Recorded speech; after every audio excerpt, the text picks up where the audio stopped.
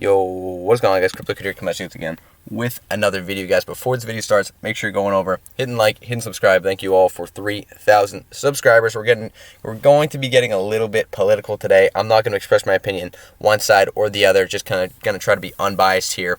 And just kind of lead you guys through what's been going on, how this might affect the markets. But first off, this is pretty interesting. Thought I'd throw this out there.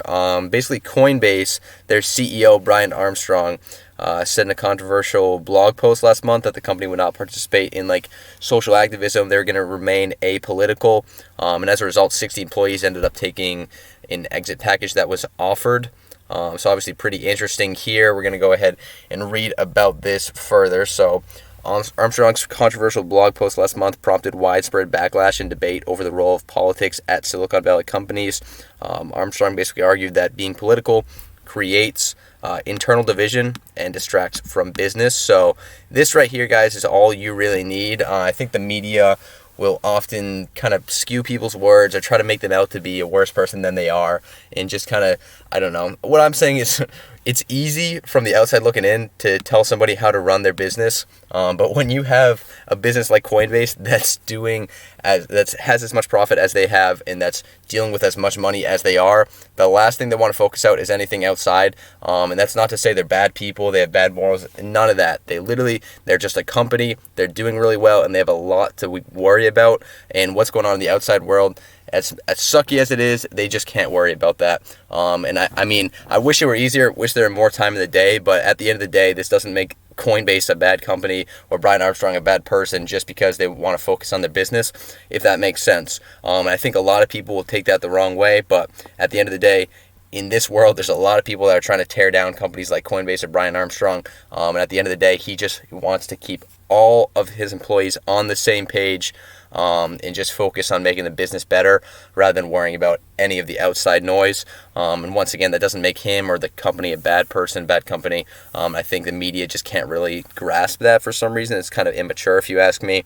But anyways, yet many critics noted the irony of a cryptocurrency company whose mission is inherently political, balking at challenging the status quo.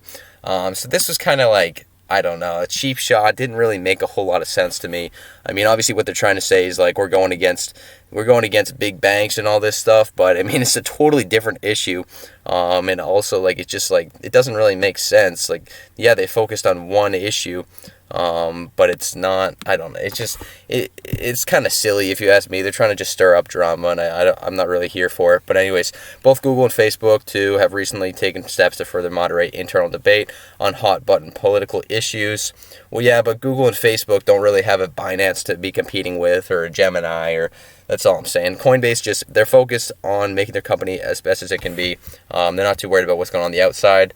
And like I said, if there's more time in the day, sure, maybe they could worry about that stuff too. But at the end of the day, this is just a rat race trying to get to the top. And right now, Coinbase is trying to stay there. So anyways, that's just my thoughts on this. You can let me know in the comments if you agree or disagree with me. But I don't know. I think that's a pretty unbiased view, just kind of how the media's been these past few years. It's only getting worse. But regardless, guys, let's get rid of the negative news, because today we are bullish.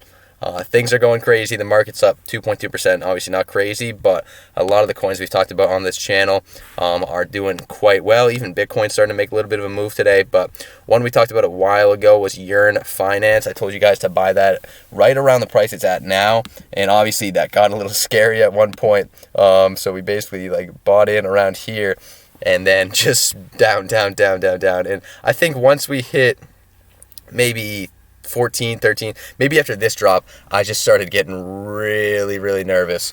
But then I just kind of remind myself, you know what? Go ahead, hold on to your coins. Don't panic sell. Don't do any of this.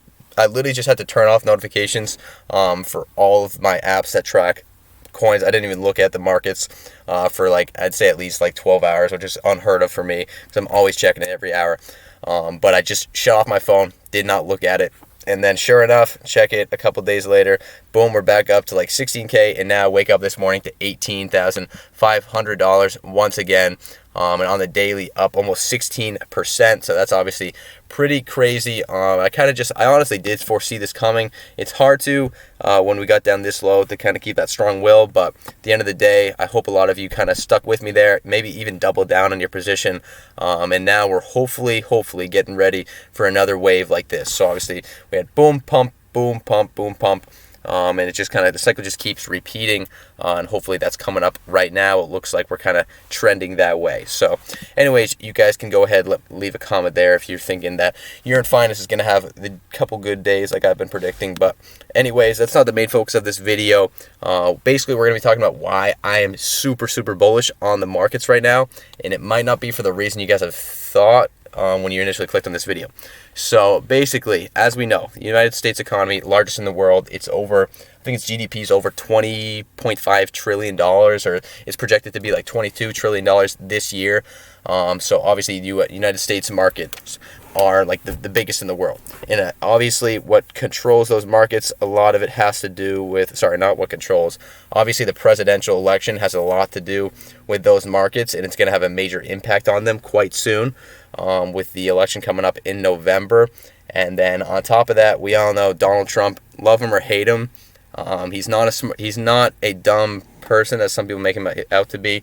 He obviously has something up his sleeve, and I would not be surprised. I'm just going to throw this out there. Once again, I'm not supporting him, and I'm not going against him either. I'm just unbiased view. This guy, he's a smart person. He has a good team. And I think that he has something up his sleeve before the election. I'm just going to say that. You don't become president of the United States being an idiot. This guy has something up his sleeve. I think it might have to do something with, obviously, the COVID stuff. Maybe it's a cure. Maybe it's a big announcement. But basically something that is going to pump the markets, guys. Because at the end of the day, if you ask somebody in the United States, do you like Trump? No matter who they are, they'll say, as long as they're, I mean, I know with all the older people that I know, they always just say, at least he made me money. At least he made me money. So that is like obviously the biggest thing on people's minds. And if you look at his tweets, any one that's about money is always the most liked one, because that's what makes the world go round. Of course, that's all people care about at the end of the day is money.